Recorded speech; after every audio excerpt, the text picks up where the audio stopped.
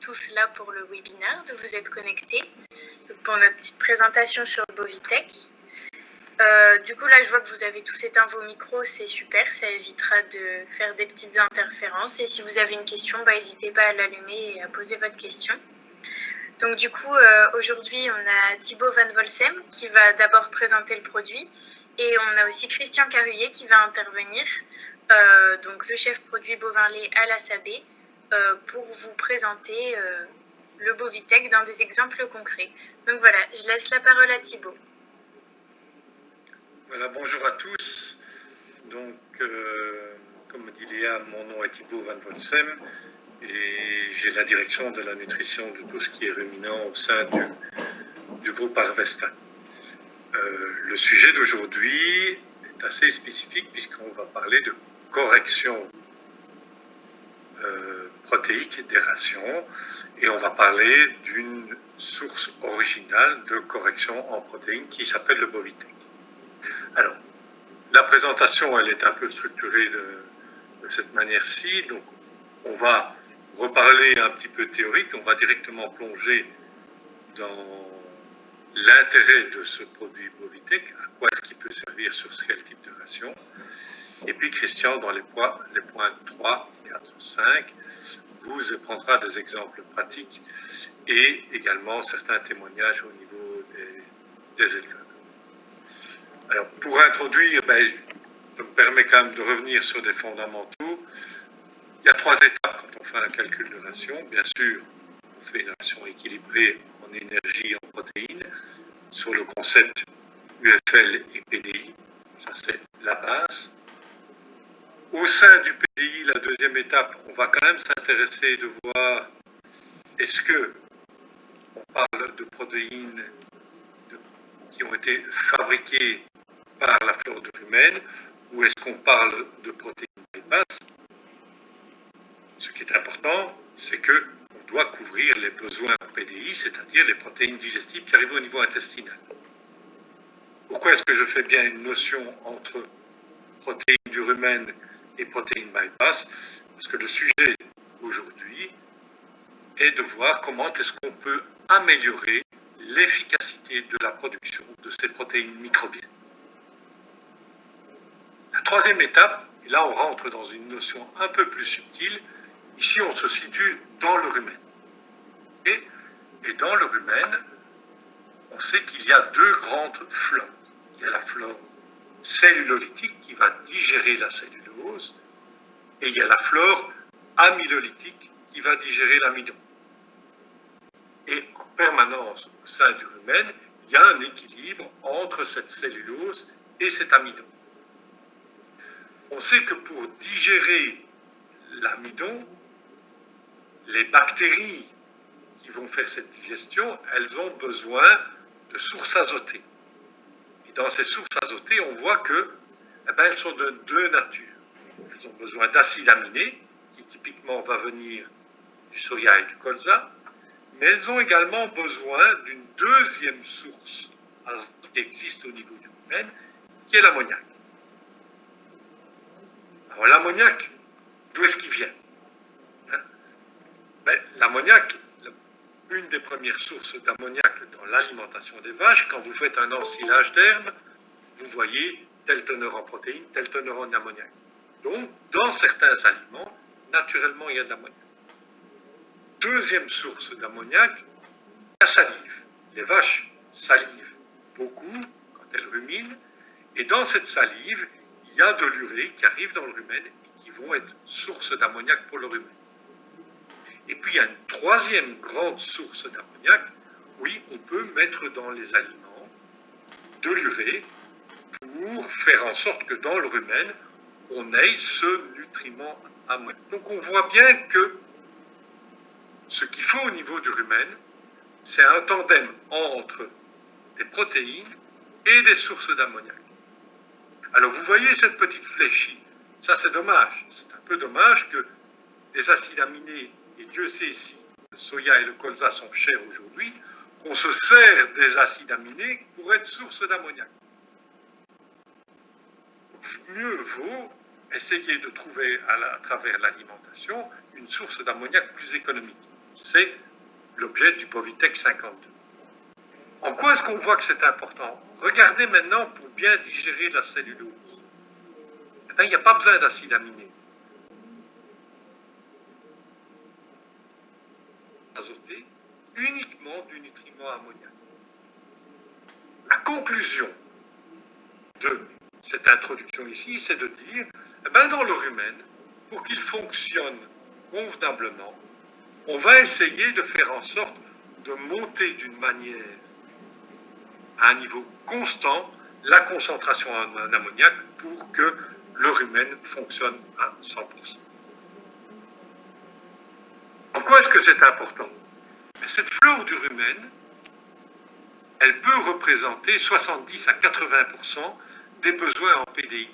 Donc, on voit très bien que booster la production de protéines microbiennes est quelque chose d'extrêmement important. Il y a juste en phase de début de lactation, quand la vache est en balance énergétique négative, mais aussi balance protéinique négative, que l'on va faire attention à avoir des aliments qui viennent aider le début de lactation avec des hautes teneurs en PDI. Ce ne sera pas mon sujet aujourd'hui de parler de PDIA. Mon sujet aujourd'hui, c'est de faire en sorte que le rumen fonctionne de manière la plus efficace possible. Pourquoi choisir le Bovitec? La raison est très simple. Ce qu'on va chercher à faire, je vous ai dit, on cherche à avoir une concentration en ammoniac dans le rumen qui atteint un certain minimum. Et on voit très bien dans ce schéma-ci que si on n'atteint pas le minimum de concentration en ammoniac dans le rumen, la digestibilité du bol alimentaire va diminuer. Donc l'objectif, ce qu'on va chercher à faire, c'est d'atteindre cette concentration minimum en ammoniac.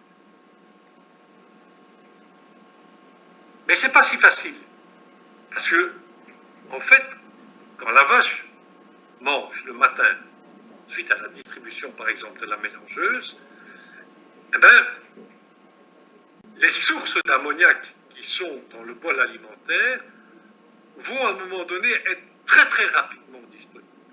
Et on voit ici ce pic, quelque part on va avoir un gaspillage, une perte ammoniacale. Qu'est-ce qu'on va essayer de faire? Bien sûr, c'est d'essayer d'avoir cette teneur minimum en ammoniac dans le rumen, mais également de ne pas dépasser un maximum. Et donc c'est pour ça qu'on va s'intéresser à une source d'urée, on va appeler une urée retard, qui va se libérer graduellement, un peu comme un bolus, dans le rumen et libérer cette source d'ammoniac d'une manière beaucoup plus progressive dans le temps pour avoir une concentration qui est la plus constante possible. Donc on voit bien ici, quand on zoome, qu'est-ce qui se passe avec de l'urée normale? En moins d'une demi-heure, 100% de l'urée est disponible dans le rumen. Donc on voit qu'on a vraiment un risque de gaspillage quand on travaille avec une urée classique. Par contre, l'urée retard qu'on a dans le Bovitec 52, elle, après une heure, il y a 50% qui est libéré dans le rumen et le reste est libéré après une heure. Donc on voit bien qu'on a une libération beaucoup plus progressive. Alors, on a fait toute une série d'études avant de commercialiser ce produit-là. On a d'abord fait des études, ce qu'on appelle in vitro, pour essayer de bien comprendre la différence de cinétique de dégradation de l'urée. Et ici, on voit très bien en bleu l'urée normale qui, en une demi-heure, est complètement libérée dans le rumen. Par contre, l'urée du Bovitec qui va se libérer au fur et à mesure du temps. Le but, très clairement, du Bovitec, je vais vous parler un peu de la composition, c'est un produit 100% extrudé, qui est formulé non-OGM, qui est certifié STNO, et qui est composé de matières premières européennes. Sa teneur, c'est 52% de protéines brutes totales, 6% de matières grasses et 1,06 UFL par kilo de produit. Il est composé de quoi? Pour avoir cette urée retard, il faut faire de la coextrusion. Donc on voit que le produit est un peu spécifique, c'est un extrudé, entre l'amidon du froment et l'urée. Et à côté de ces deux grandes sources de matières premières qui sont dans la formule, on va y incorporer également du tourteau de tournesol, du tourteau de colza, de la graine de colza, des DDGS de maïs et du rebuilin. L'objectif va être dans la ration, non pas de booster la protéine bypass, puisque l'urée ne sera jamais une protéine bypass, par contre, c'est d'apporter le nutriment pour que la flore du rumen produise plus. Et donc, il y a 5 ans d'ici, on a fait une expérience dans la ferme pilote avec qui on travaille, de diviser les 60 vaches en 2 groupes, de parité équivalente, de jours en lactation équivalente et de production quasiment équivalente. Et puis on a comparé 2 rations. Et le but c'était de dire, ce sacro-saint soya qui est utilisé, est-ce qu'on peut le remplacer par cette source, par le Bovitec 52, qui, au lieu d'avoir des acides aminés du soya 48, va être une source d'ammoniac pour booster la production de protéines microbiennes dans le domaine. Et donc les 2 rations, vous voyez qu'elles sont comparables. Même quantité d'ensilage de maïs, même quantité de pulpe pressée, de préfané, de drèche, de paille. On a gardé des 2 côtés du tourteau de colza, et puis on a remplacé 1,2 kg de soya 48 par 1 kg de Bovitec. Et c'est un éleveur qui produit du beurre, donc il utilise un peu d'extralus et du Nutex Excel qui sont des graines de lin extrudées pour avoir du beurre frigo-tartinable toute l'année. La concentration des 2 rations, elle était quasiment équivalente sur le niveau énergétique, sur le niveau protéinique, sur le niveau PDIA, on avait un tout petit peu moins que par rapport à la ration soya. Par contre, qu'est-ce qu'on voit? Cette notion de matière azotée dégradable, c'est une notion qui est dans les calculs de ration utilisée d'une manière internationale, c'est assez simple à comprendre, c'est la partie de la protéine qui va être disponible pour la flore de la panse. Qu'est-ce qu'on voit? Grâce au Bovitec, on apporte plus de ce nutriment ammoniac pour nourrir mieux la flore de la panse. Et on pourrait dire, oui, mais vous apportez de l'urée, vous prenez un risque. Et donc, on sait identifier dans cette protéine ruminodégradable la partie très rapidement dégradable. Alors, si on n'avait pas fait un extrudé, donc si on avait repris les valeurs avant extrusion, on aurait une augmentation de cette protéine très rapidement dégradable. Donc, on voit que l'on va monter. En fait, votre taux d'urée dans le lait, il est directement lié à cette matière azotée très rapidement dégradable. Donc, normalement, ici, on aurait dû monter en taux d'urée dans le lait. Qu'est-ce qui va se passer très concrètement? Dans les 2 groupes, on a le même niveau de production, on a le même niveau de matière utile. La seule différence, c'est que on a apporté 1 kg d'un aliment qui avait 11% d'urée, 110 g d'urée, et on a remplacé le soya par ce Bovitec, et d'une manière significative, on a moins d'urée dans le lait. Donc on a le même niveau de production, on apporte de l'urée, et on a moins d'urée dans le lait. Donc ce qui veut dire très clairement que notre chiffre ici, de valeur 65, en fait, aujourd'hui, grâce à la technologie de coextrusion, cette urée très rapidement dégradable, elle a une valeur beaucoup plus faible. Okay? Alors, je vais passer maintenant la main à Christian,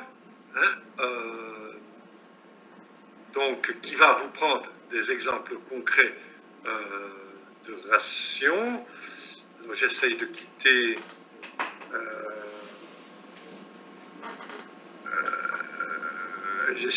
la présentation.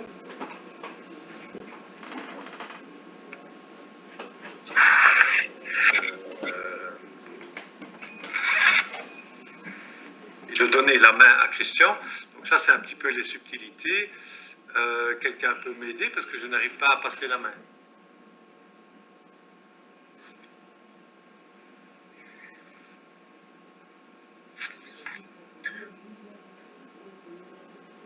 Voilà, excusez-moi. Voilà, Christian, Eléa, vous pouvez reprendre la main pour continuer. Donc, le temps que vous preniez la main, je me permets de résumer. Le principe d'utilisation du Bovitec, c'est à la place d'une urée classique qui se libère en moins d'une demi-heure, ici, 50% vont être libérés dans la première demi-heure et les 50% après la première heure. Voilà, Christian, je te laisse la main. Merci Thibaut. Donc, bonjour à toutes et à tous. Donc, pour faire suite à tes propos, donc, je vais vous présenter un exemple concret dans un calcul de ration. Donc, avant toute chose, donc, il y a certains conseils d'utilisation qui sont à suivre par rapport au Bovitec 52. Donc, ne pas donner avant 6 mois d'âge du Bovitec 52 pour attendre que le rumen soit fonctionnel. Ensuite, les quantités de Bovitec en fait, vont varier de 700 grammes à 1,5 kg maximum par vache adulte, on va dire en fonction des besoins en azote rapide de la ration.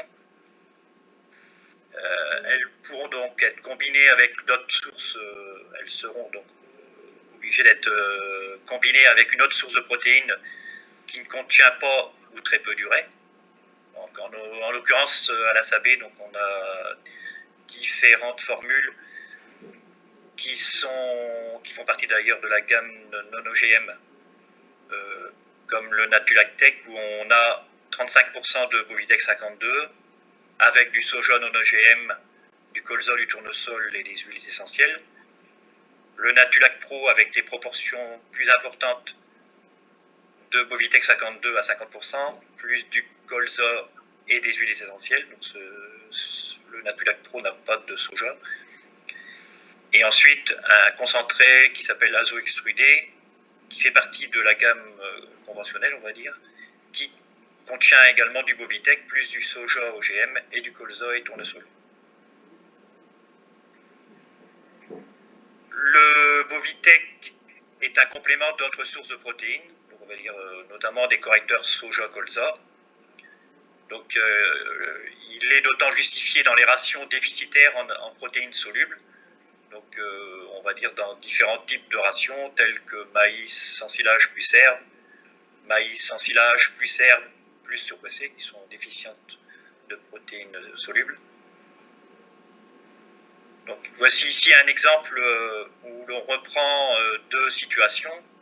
Donc celle où on a une ration soja-colza, donc avec des rations qui sont, on va dire, qu'on va retrouver dans nos régions, dans les Hauts-de-France, donc avec 33 kg de maïs, autour de 33 de matière sèche, 10 kg de pulpe surpressée.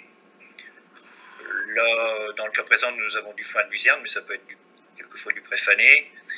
Et donc les deux matières premières avec 1,5 kg de tourteau de colza et 2,2 kg de tourteau de soja. De l'orge aplati à cette période pour amener de l'énergie soluble. Là, le Natulac Performance, c'est une VL de production de la gamme non OGM, plus le minéral. Dans la situation où on fait intervenir le Bovitec, donc on fait substitution des tourteaux de colza et soja. Donc en l'occurrence, on substitue 1,2 kg de soja et 100 g de tourteaux de colza pour amener 1,3 kg de Bovitec 52. Donc, tout à l'heure, nous avons dit qu'on pouvait aller au maximum à 1,5 kg, donc on respecte ces données. Ici, nous avons donc toujours, avec nos deux solutions, les valeurs donc énergétiques qui sont sensiblement supérieures avec le Bovitec 52. En protéines brutes du fait de l'urée retard, donc on a une protéine brute légèrement plus élevée. Un taux d'amidon plus élevé également, comme l'expliquait Thibaut, donc le fait de l'extrusion fait que ça booste l'amidon. En PDIN et PDIE, donc légèrement supérieur. Par contre, au niveau des PDIA, légèrement inférieur. Donc, on a la MAT dégradable et l'azote rapide, donc qui sont plus des critères qui sont utilisés, qui sont des critères internationaux, mais qui sont peu utilisés, comme là dans notre logiciel à la SAB, mais qui donnent une valeur en fait de la matière azotée dégradable, donc où on se trouve supérieur à la solution ration soja-colza, et il en est de même pour l'azote rapide. En matière grasse, on est légèrement supérieur du fait du taux élevé de la matière grasse du Bovitec 52. Le prix de la ration, donc, on se trouve à 4,47 € au lieu de 4,54 €. Nous avons pris des tarifs là, ici du moment, ce qui nous amène pour un troupeau de 65 vaches et pour une année, la différentielle d'une économie substantielle de 1 660 €. Ce qui, en termes ramenés au coût au litre de lait, donc, nous amène à 0,135 pour le Bovitec contre 0,138 pour la ration soja-colza. Ici, nous avons donc en quoi le Bovitec est-il intéressant économiquement? Donc là, comme je l'ai dit précédemment, nous avons repris les tarifs là, ici tout récents, donc avec des prix donc, très élevés, comme vous le savez. Donc on est comment dire, avec un tarif sur le soja à 465, parce que c'est des tarifs sur du 5 tonnes, 6 tonnes, 415 pour une solution soja-colza et 395 pour le Bovitec 52. Donc, vous voyez ensuite les taux de protéines de chacune des solutions. La troisième colonne, on a le prix à l'unité de protéines. Donc, le fait que le Bovitec 52 soit à 52 de protéines, donc, ce qui nous amène à 7,59 € au point de protéines contre 10 € pour les deux autres solutions. Vous voyez ensuite les valeurs donc, du Bovitec 52, donc, où nous trouvons à 350 g de PDN, 240 en PDIE, donc 366 au niveau des matières azotées dégradables et 162 au niveau de l'azote rapide. Quant aux valeurs UFL, on se trouve à une UF 0,6 et donc, comme je le disais précédemment, 60 en matière grasse, donc ce qui est supérieur, nettement supérieur aux solutions soja ou soja-colza. Et en amidon, comme du fait de l'extrusion, fait que on est avec des valeurs en amidon qui sont nettement supérieures également. Donc je vais vous présenter quelques témoignages donc, qui sont déjà en date de plusieurs années. Donc j'avais omis. Donc au niveau des quelles observations on peut remarquer au niveau du troupeau. Donc on va se trouver avec des bouses qui sont beaucoup plus homogènes, car elles sont mieux digérées. En fait. Donc là, je ne vais pas revenir sur ce tableau puisque Thibaut l'a bien développé. Ce que l'on peut remarquer également, c'est au niveau du taux d'urée dans le lait, qui est beaucoup plus stable, voire même parfois plus faible, comme l'a expliqué Thibaut. Donc, sur la droite du tableau, pour permettre de visualiser, en fait, le Bovitec 52 est sous une forme croquette et le fait d'extrusion, en fait, le Bovitec va rester beaucoup plus en suspension, contrairement à toute autre matière première.